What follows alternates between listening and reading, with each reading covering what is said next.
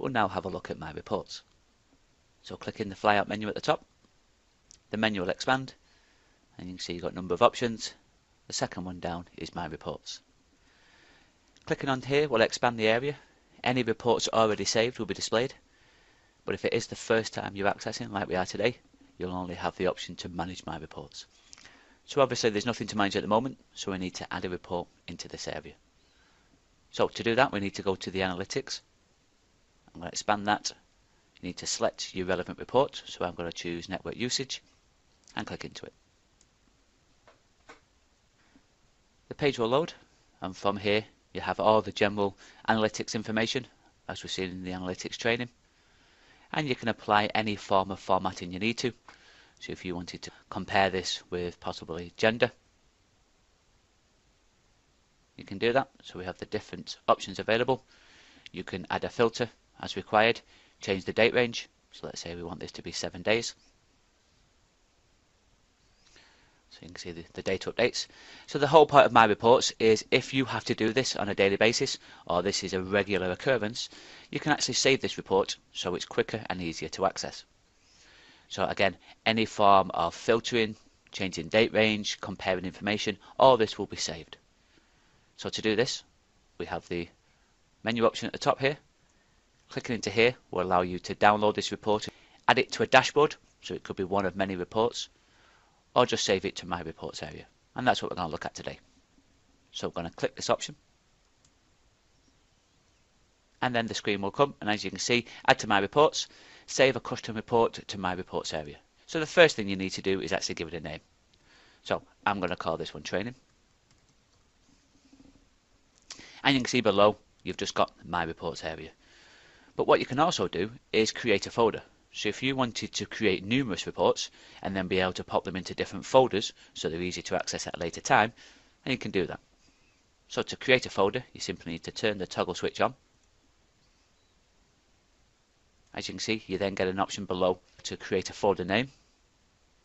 So I'm going to call these training reports. And as you can see, click Save Report.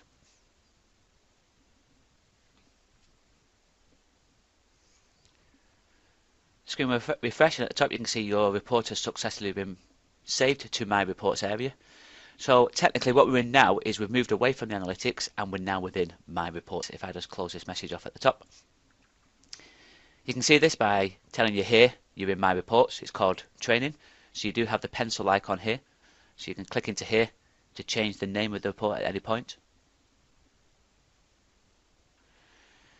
You've still got the overall usage by gender, but we can click this and still change it to compare with other bits of information. Any changes we make to this report, we can obviously resave or reset it back to what we originally saved it as. In this drop down now, we have save a copy. So it could be that we've made slight tweaks to the report and we want to create a brand new one in the My Reports area. So we can easily save a copy of this report. We can still add this to the dashboard, download it as PDF or CSV, and we've also got the option to share the report. So if there's a report not only you access but some of your colleagues, you're able to share this with them. So selecting the Share My Report option will come up, and you can see in here you've got Invite New Users, and on the left hand side, and then on the right hand side you have any users you've already created it with. So if there was any users created against your company, they will be listed in here so you can quite easily access them. And again, same principle for any that have been added. Now, I'm not going to share it with anyone today. I'm just going to say done. Clicking back onto there to save a copy, click the option, and again, same principle, you just need to give it a name. So I can call this one, say, Training 2. You could create an additional folder, but as you can see, you've already got the option in here. So I can either keep it under My Reports, or I can pop it into the new folder, Training Reports. So again, Save Report.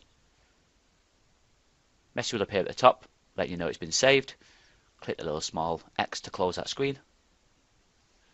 And then now, if I click back onto the flyout menu, you'll notice this area is still expanded.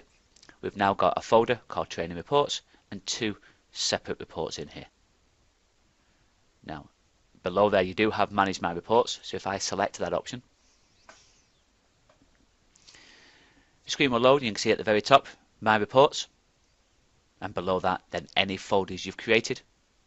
And if you expand the folders, you can see any reports. Now, if you had a report that wasn't in a folder, then it would just be sat below the My Reports area. And you can see you've got little drag handles here, so you can change the order. You can take it out of a particular group or drop into a group as required. So once you hover over these little dots, it'll change to a hand icon that will allow you to move the report around. So from here it gives you the name, the ownership scope, last edited and created, and the fact that it's custom, and if it's been shared with any users. With the menu option, you can open up the report, manage sharing, so again take users away from sharing or add, and then just delete the report completely.